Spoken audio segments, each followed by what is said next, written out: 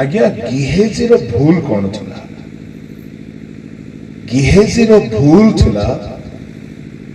से जाई की मागिबा नथिला नहीं गिहेजी रो भूल थिला से समय को चिन्हि पारि नाही द्वितीय राजावली 5 अध्याय 26-27 पढ़ो एथिरे एलिशा ताहाकु कहिले से लोक तुमको भेटिबा पाई जेते बेले अपना रथरु फेरी आसिला सेते बेले मोहर अंतकरण की तुम संगरे जाई नथिला एक ही रूपा ग्रहण करिवार ओ वस्त्र ओ जित क्षेत्र ओ द्राक्षा क्षेत्र ओ मेषो ओ गोरु दास दासी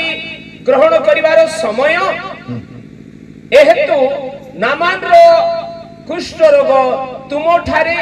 और तुम वंश रे सदा काल लागि रहिबो देखो एक ही द्राक्षा क्षेत्र रथ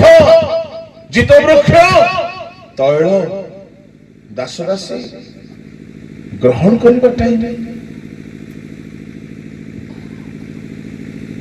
काई की हेसी अभिशप्त हेला बोली कहले से जो समय रे आंठू भांगी की प्रार्थना करबा कथा कांदी कांदी की प्रार्थना करबा कथा से समय रे प्रार्थना न करी कि कुआडू 2 पैसा मिलिबो बोली पैसा पछले जाई कोन भाबुछन्ती आज्ञा पैसा रोजगार करिवार आइडिया मते नाही बोली भाबुछन्ती अच्छे चाहिए हम कर पारे किंतु समय पैसा रोजगार करबा समय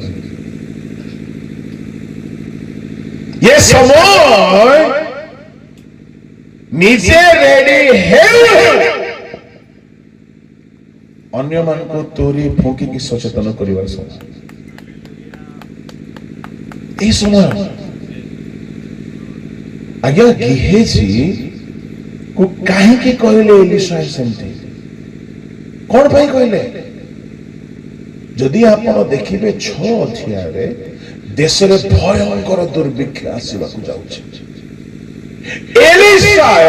भविष्यत वक्ता से जानुथिले काली के कोन हेबो अंधार रे बाड़ी पडु नथिले से भयंकर भाव रे ईश्वर आत्मा तांको कथा कहउथिले अन्य देशर राजा सज्जारे थाई कि कोन चिंता करूची एलिशा एठारे थाई कि जानि दउछि से जानुथिले लोक माने खाइबा को पाइबे नाही लोक माने पिला मान को मारी के खाइबे 6 अध्याय सेमति हिची एतिरे भयंकर दुर्भिक्ष पड़िबो जे मरिबे मरण हेबो सब गंधिबो सेतिके बेलको देश केमिति रक्षा पाइबो आज्ञा भाववादी मान थिले देशर पास्ट देशर पालक माने समान जत्र न चिंता करूथले तत्वावधान करूथले पुरातन नियमर पालक परि समान एलिशा प्रार्थना रे अछि कोन कले देश रक्षा पाइबो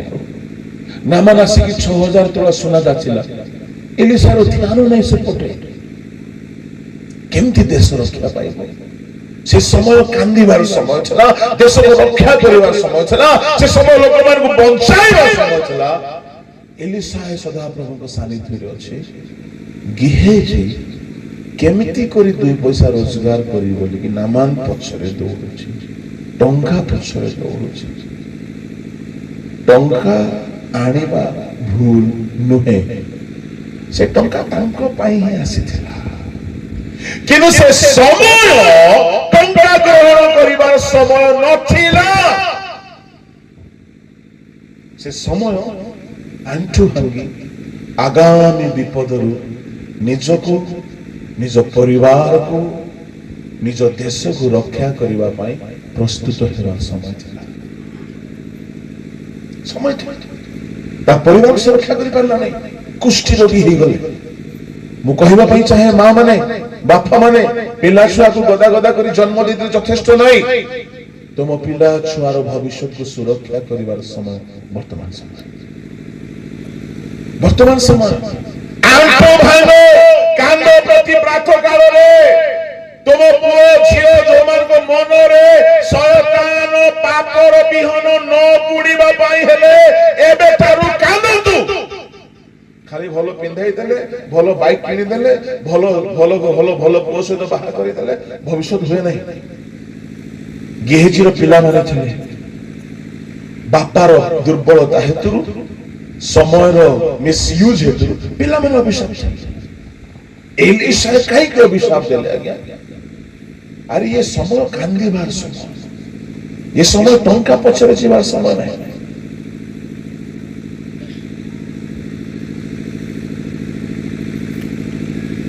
ଟଙ୍କା ରୋଜଗାର କରିବା ପାଇଁ ମିନିଷ୍ଟ୍ରିରେ ବହୁତ ଉପାୟ ଅଛି,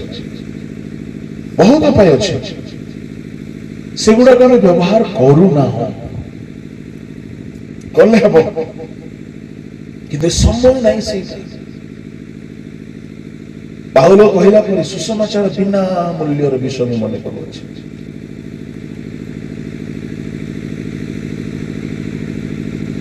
ପ୍ରତିବର୍ଷ 40 ଦିନ ଉପବାସରେ ବସିଲା ପରେ ଯଦି ଆମେ